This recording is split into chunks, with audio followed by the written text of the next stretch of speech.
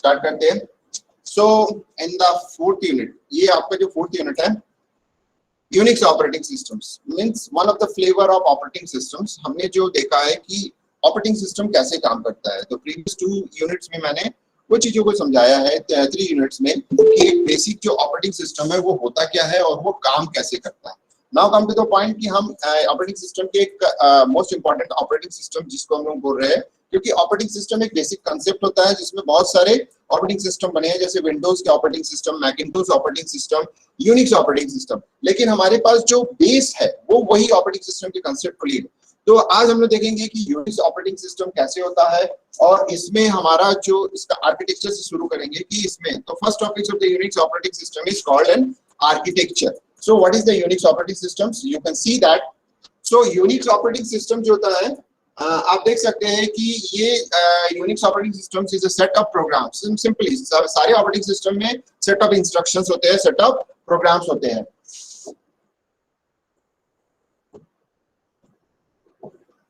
तो Unix operating system is a set of programme, तो सारे में होते हैं, सभी इंस्ट्रक्शंस को फॉलो करते हैं, that act as a link between the computer and the user. तो इसका मतलब होता है कि कंप्यूटर, हमारे पास जो पर्सनल कंप्यूटर होता है, उनके बीच में इंटरेक्शन करने के लिए हम क्या करते हैं, एक ऑपरेटिंग सिस्टम का यूज करते हैं। तो यानी यूजर जो होता है, जो भी चीज डिमांड करता है वो कंप्यूटर को डिमांड करना चाहता है। तो कंप्यूटर को डिमांड करने के लिए हमारे पास जो सेट ऑफ प्रोग्राम्स है यहाँ पे सिचुएटेड होता है। तो इसका मतलब है ये जो होता है हमारे एक तरीके से इंटरफेस होता है बीच में, जो हमारा जो ऑपरेटिंग सिस्टम होता है, चाहे यूनिक्स ऑपरेटिंग सिस्टम हो चाहे विंडोज ऑपरेटिंग सिस्टम हो, वो यहाँ एग्जिस्ट करता है।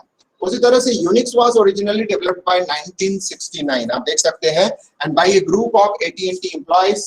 ये सब नाम आप जानते होंगे, Ken Thompson, Dennis Ritchie and Douglas Markley and Joyce. तो ये जो इन्होंने मिलकर एक यूनिक्स सिस्टम को डेवलप किया, आप देख सकते हैं। अब नेक्स्ट जो होता है हमारे पास आ जाते हैं कि there are the various Unix variant available, यानी हमारे पास बहुत सारे फ्लेवर्स है यूनिक्स ऑपरेटिंग सिस्टम्स के। तो यूनिक्स ऑपरेटिंग सिस्टम में कौन कौन से हमारे पास वेरियस जो फ्लेवर्स है या वेरिएंट्स है वो अवेलेबल है।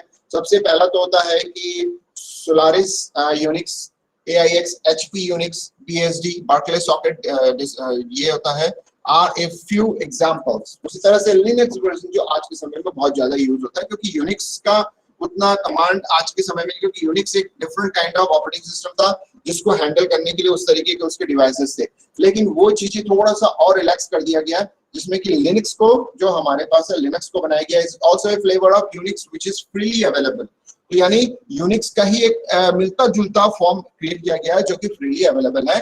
यानी अब यूनिक्स के लिए जैसे कि बहुत सारी चीजें, जैसे हम जब पढ़ाई करते थे उस समय यूनिक्स जो था बहुत सॉफिस्टिकेटेड ऑपरेटिंग सिस्टम था। अगर एक बार क्रैश हो जाता था तो उसको फिर से इंस्टॉल करना पड़ता था, इस तरह से हमारे पास काम करता था। तो उसी चीज को सॉल्व करने के लिए उसी फ्लेवर में लिनक्स को बनाया गया। अब सेवरल पीपल, अब देखिए दो चीजें होती है कंसेप्ट में, यूनिक्स में दो चीजें अवेलेबल है, दो इंपॉर्टेंट फीचर्स है। पहला फीचर्स यहाँ पे बताया गया है कि several peoples can use a Unix computer at the same time and hence Unix is called a multi user. इसका मतलब होता है कि मल्टी यूजर कब कहलाता है, जैसे सपोज कर लो हमारे पास एक यूनिक्स सिस्टम है, ये जैसे हमारे पास एक यूनिक्स है, ये हमारा यूनिक्स सिस्टम है, ठीक है। अब यूनिक्स सिस्टम से अगर यूजर 1, ये एक यूजर हो गया, एक दूसरा यूजर हो गया, इस तरह से कम्युनिकेट करता है, तो इसका मतलब है ये हमारा यूजर हो गया। तो ये बाय डायरेक्शनल एरो मैं बता रहा हूँ, जिसका मतलब है दोनों तरफ कम्युनिकेशन होता है। तो इस तरीके के यूनिक्स सिस्टम जो कि एक सेंट्रली काम करता है और जिसमें मल्टीपल यूजर, यानी ये यूजर 1, यूजर 2 एंड यूजर 3 को हैंडल करता है, ऐसे multiple number of users are available. तो इन यूजर्स को जब वो हैंडल करता है तो इस कंसेप्ट को हम लोग बोलते हैं मल्टी यूजर ऑपरेटिंग सिस्टम। तो इसका मतलब होता है यूनिक्स ऑपरेटिंग सिस्टम ये खास बात था कि मल्टीपल यूजर को वो एट अ टाइम हैंडल कर सकता था। दूसरा जो हमारे पास कंसेप्ट इंपॉर्टेंट फीचर्स है वो है कि user can also run multiple programs. अब multiple user and multiple programs, ये ध्यान देना है, मल्टीपल प्रोग्राम्स।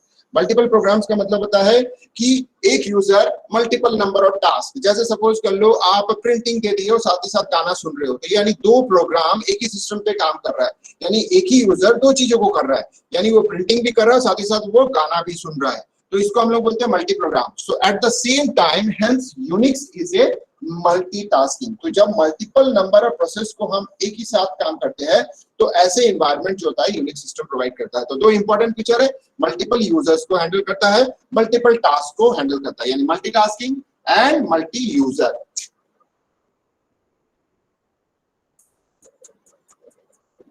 अब जाते हैं इंपॉर्टेंट, जो कि एग्जाम्स में हमेशा पूछा जाता, ये बोला जाता है कि जो यूनिक्स आर्किटेक्चर है वो कैसे होता है, किस तरह से होता है। तो यहाँ पे ध्यान देंगे और एग्जाम में पूछा जाएगा तो इन्हीं आर्किटेक्चर को आपको बताने हैं। तो user communicate with the kernel through a program known as a shell. तो इसका मतलब है दो चीजें यहाँ पे इंपॉर्टेंट है, पहला है कर्नल, दूसरा है शेल। तो इसका मतलब होता है कि शेल क्या होता है, कर्नल क्या होता है, आगे हम और डिस्क्रिप्शन देखेंगे, आगे की स्लाइड्स में आपको पता चल जाएगा। तो इसका मतलब जो कोर पार्ट होता है, कोर पार्ट हमारा जो होता है, जो सबसे सेंट्रलाइज होता है वो हार्डवेयर होता है। आप देख सकते हैं ये जो हार्डवेयर होता है वो कोर पार्ट होता है। तो इसका मतलब है हार्डवेयर का मतलब आप समझ में आ रहा है, पेरिफेरल डिवाइसेस जैसे कि कैमरा हो गया, प्रिंटर हो गया, ठीक है, इनपुट आउटपुट डिवाइसेस, कीबोर्ड हो गए, ये सारे हार्डवेयर है।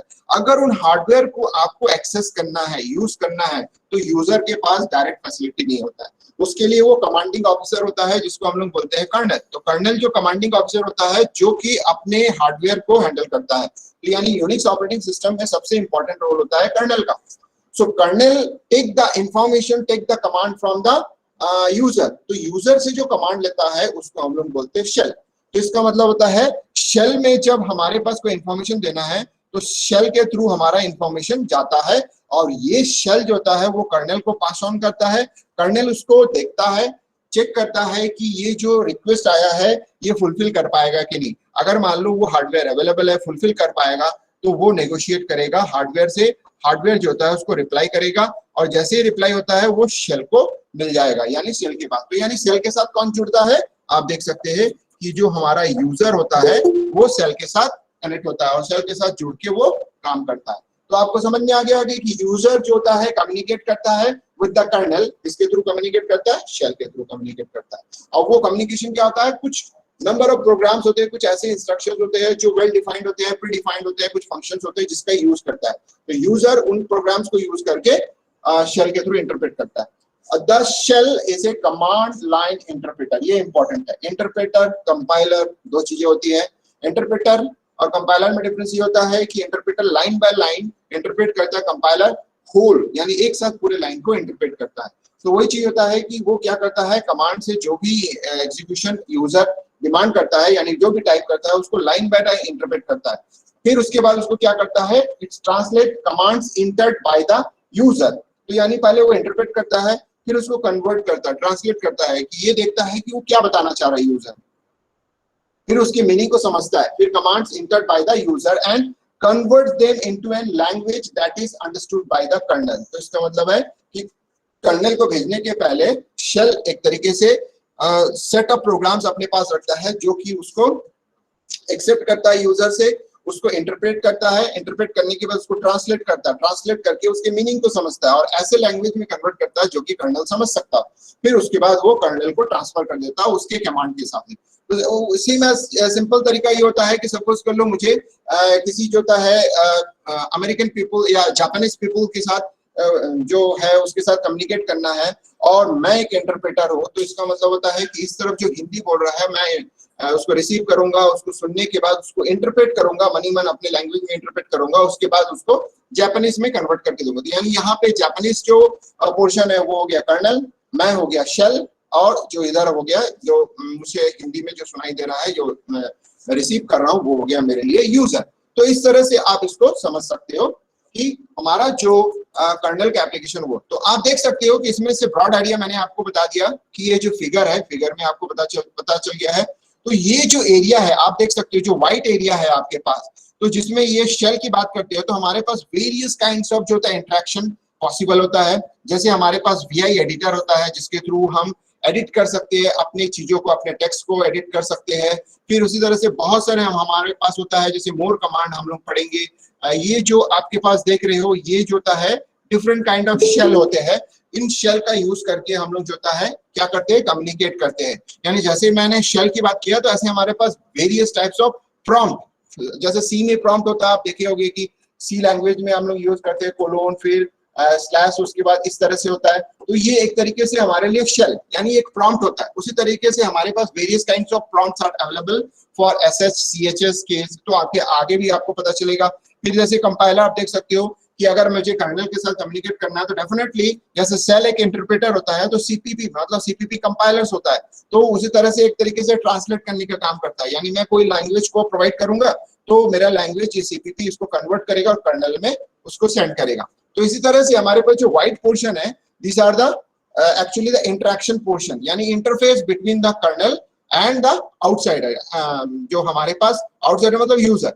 अब देखो यूजर के पास क्या क्या फैसिलिटी होता है। यूजर के पास मेन होता है एप्लीकेशन प्रोग्राम्स। बहुत सारे हमारे पास वेल डिफाइंड एप्लीकेशन प्रोग्राम्स होते हैं जिसका हम यूज करते हैं। तो यूजर जो होता है एप्लीकेशन प्रोग्राम्स हमारे पास पूरे अवेलेबल है। एप्लीकेशन प्रोग्राम्स में आप देख सकते हो मेल आपका ईमेल सर्विसेज एप्लीकेशन में आता है, एफटीपी आपके एप्लीकेशन में आता है। उसी तरह से अगर हम एरिया देखेंगे डेटाबेस मैनेजमेंट सिस्टम एक तरीके से डिफरेंट एप्लीकेशन नहीं बोल सकते हो, ये एक तरीके से आपके पास फैसिलिटी है जिसमें कि आप जो होता है डेटाबेस से रिलेटेड जो भी इंटरेक्शन है उसको आप कर सकते हो। तो लेकिन आप देख सकते हो जो भी एप्लीकेशन प्रोग्राम है या जो भी डेटाबेस होता है वो एकदम आउटर लेयर में होता है। और आउटर लेयर में और कौन जुड़ते हैं, जैसे एप्लीकेशन प्रोग्राम के थ्रू यूजर जुड़ रहा है उसी तरह से आउटर लेयर के थ्रू हम बोल सकते हैं कि यूजर जो होता है एप्लीकेशन के थ्रू ये जुड़ रहा है आप बोल सकते हो, या यूजर इंडिविजुअली सीधा सीधा इंटरेक्शन कर सकता है। सीधा सीधा जो होता है यूजर, जैसे मैंने यहाँ लिखा है यूजर जो होता है सीधा सीधा किस में आ सकता है, शेल के थ्रू जा सकता है। तो इस तरह से आपको समझ में आ गया होगा कि यूनिक्स आर्किटेक्चर कैसे काम करता है और इसके बेस पर कोई क्वेश्चन आता है तो how to write the answer. These are the simple description.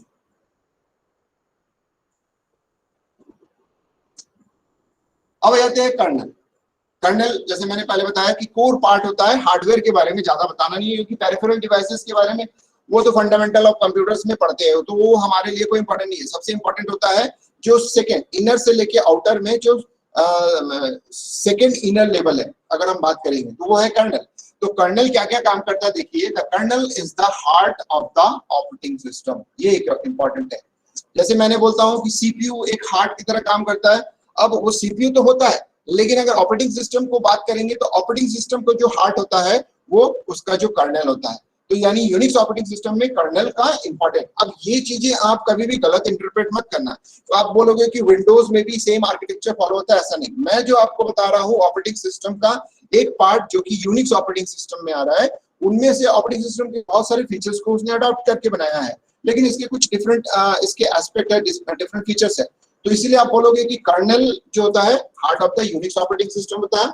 It interacts with the hardware. तो इसका मतलब है मैंने जो आपको बताया कि ये जो इंटरेक्ट करता है किससे इंटरेक्ट करता है, हार्डवेयर से। तो हार्डवेयर से अगर आपको इंटरेक्ट करना है तो यूजर डायरेक्टली इंटरेक्ट नहीं कर सकता, सिर्फ कर्नल ही कर सकता है वो।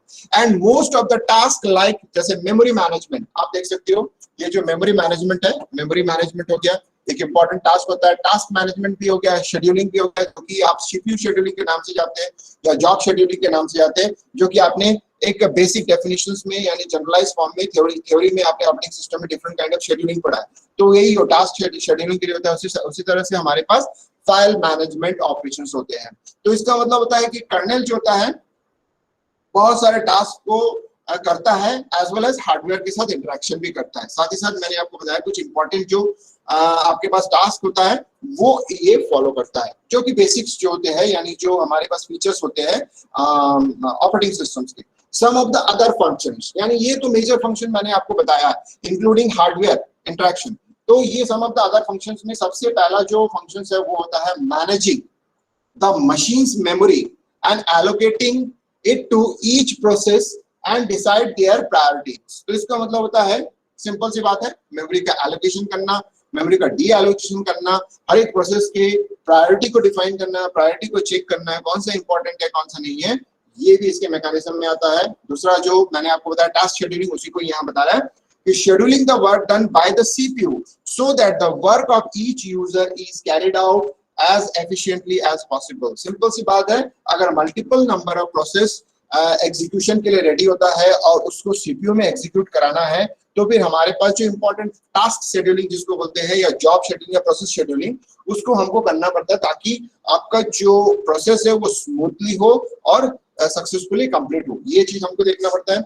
Organising the transfer of data from one part of the machine to another part. Simple सी बात है, one part of the machine to another part का मतलब होता है कि एक ही मशीन में हम, सिंपल सी बात होता है, आपके पास जो स्क्रीन में दिख रहा है, स्क्रीन में चीजों को, यानी जैसे सपोज कर लो वन पार्ट, मैं इसको एग्जांपल देता हूं कि स्क्रीन में आपका एक वर्ड डॉक्यूमेंट खोला हुआ है, उस वर्ड डॉक्यूमेंट को प्रिंटर में सेंड करना है, दैट इज प्रिंटर। तो आपको समझ में आ रहा होगा कि one part two another part क्या होता है। यानी जो स्क्रीन में दिख रहा है, यानी आउटपुट जो डिवाइस है, आपका स्क्रीन है, मॉनिटर है, उस मॉनिटर में दिखे हुए पार्ट को दूसरे पार्ट में भेजना, यानी प्रिंटर में सेंड करना, इसी को हम लोग बोलते हैं कि transfer of data from one part two another. ऐसे एग्जांपल आप बोल सकते हो कि आपके पास हार्ड डिस्क में कोई डेटा रखा हुआ है, उसको मेन मेमोरी में ट्रांसफर करना, इसको भी हम लोग बोलते हैं। तो इस चीज को हैंडल करने के लिए कर्नेल रिस्पॉन्सिबल होता है।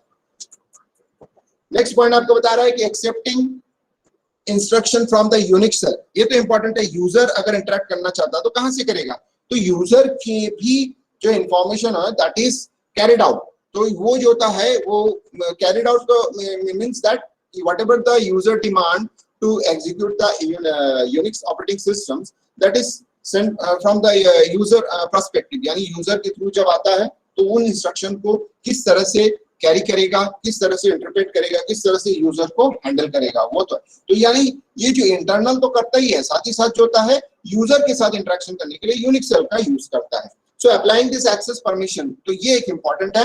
तो ये सबसे लास्ट वाला इंपॉर्टेंट होता है।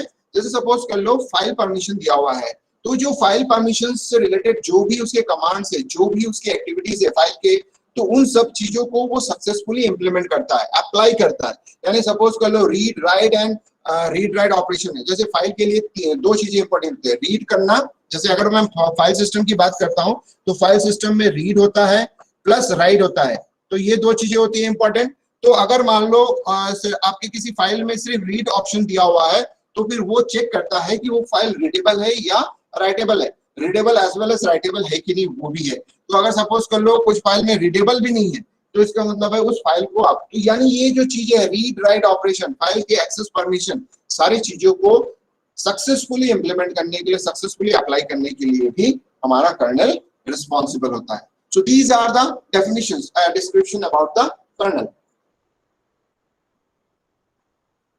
अब आ जाते हैं द शेल इज द अब शेल, जैसे शेल के बारे में बताया, तो शेल के बारे में थोड़ा सा और जान लेते हैं। डिस्क्रिप्टिव फॉर्म में है कि आप इसको, अगर आपके पास आता है आर्किटेक्चर, तो इसमें ये इंफॉर्मेशन आप कैसे इंक्लूड करोगे। The shell is the utility that process your request, process your request. Your का मतलब यहाँ पे होता है यूजर, तो इसका मतलब है यूजर जो होता है रिक्वेस्ट, तो इसका मतलब है यूजर्स की जो रिक्वेस्ट है, यानी योर का मतलब रिक्वेस्ट है, तो यूजर की जो रिक्वेस्ट है उसको जो होता है प्रोसेस करने के लिए। तो एक तरीके से आप बोल सकते हो एक यूटिलिटी प्रोग्राम है जो कि यूजर से जो प्रोसेस या यूजर से जो रिक्वेस्ट आता है उसको प्रोसेस करने के लिए शेल जो होता है यूज होता है। Second one, when you type a command, ये जो हमने पढ़े, when you type a command at your terminal the shell interprets the commands and calls the program that you want. तो इसका मतलब होता है कि सपोज कर लो आप जो होता है एक पर्टिकुलर कमांड को टाइप करना चाहते हो। फॉर एग्जांपल मैं एक कमांड लिखता हूं, यहाँ पे मैं लिख रहा हूं कॉपी करना है मुझे, तो इसका मतलब होता है कि शेल में मैं सीपी कमांड यूज करूंगा और उस सीपी कमांड को वो क्या करेगा, इंटरप्रेट करेगा, उसके बाद उसको पता चल जाएगा कि सीपी कमांड फॉर कॉपी, वो कॉपी करना चाहता है।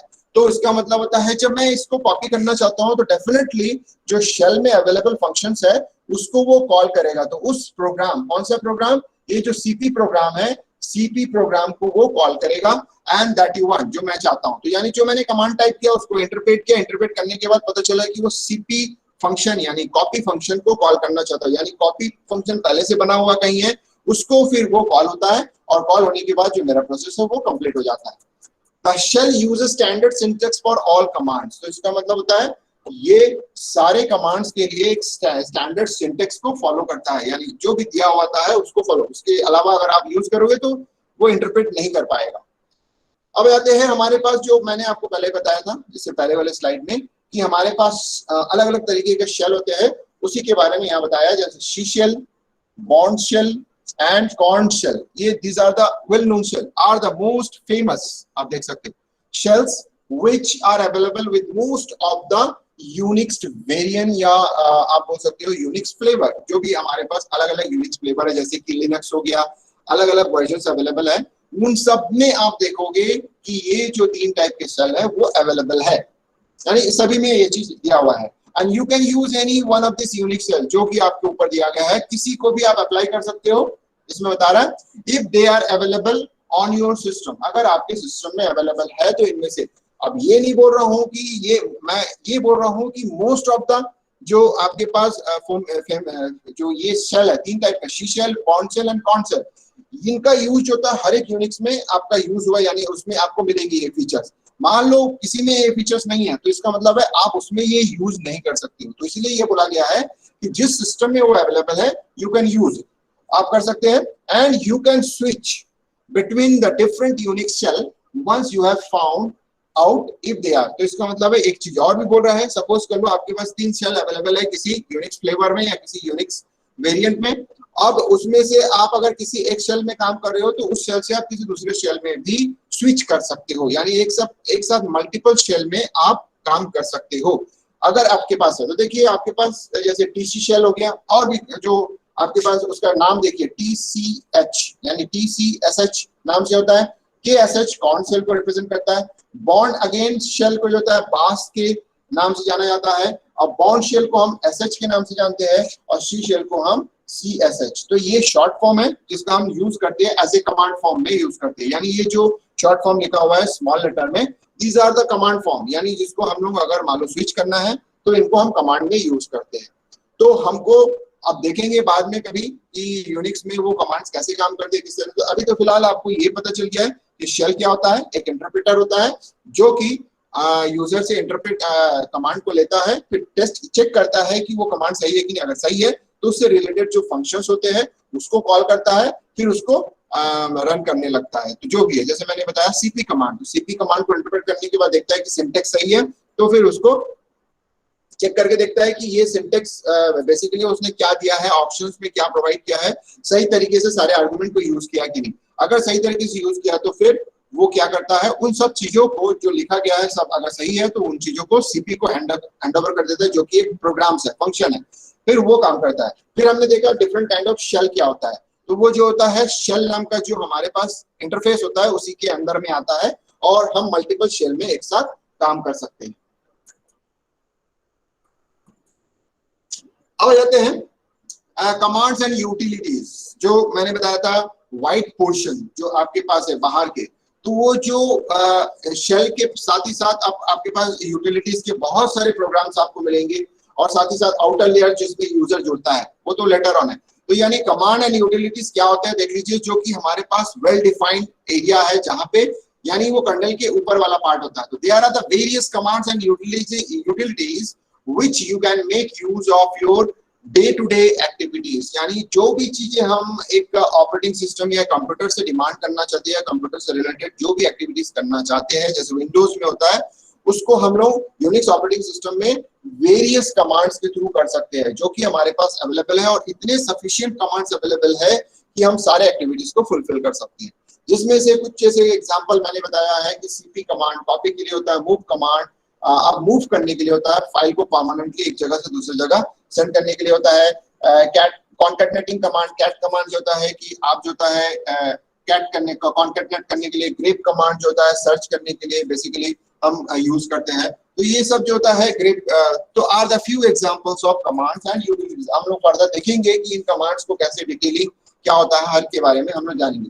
तो देयर आर 250 स्टैंडर्ड्स कमांड, ऐसे ही हम देखेंगे 250 स्टैंडर्ड्स कमांड्स है, plus numerous other provided through the third party software. ये एक इंपॉर्टेंट है, जैसे कि आपके पास यूनिक्स ऑपरेटिंग सिस्टम के साथ 250 स्टैंडर्ड्स कमांड इनबिल्ट होते हैं, आते हैं, और साथ ही साथ अदर सॉफ्टवेयर, अगर सपोज कर लो ऐसे कुछ अदर एक्टिविटीज है, अदर यूटिलिटीज है, तो थर्ड पार्टी सॉफ्टवेयर भी हमारे पास अवेलेबल है जिसके थ्रू हम उसको यूज कर सकते हैं।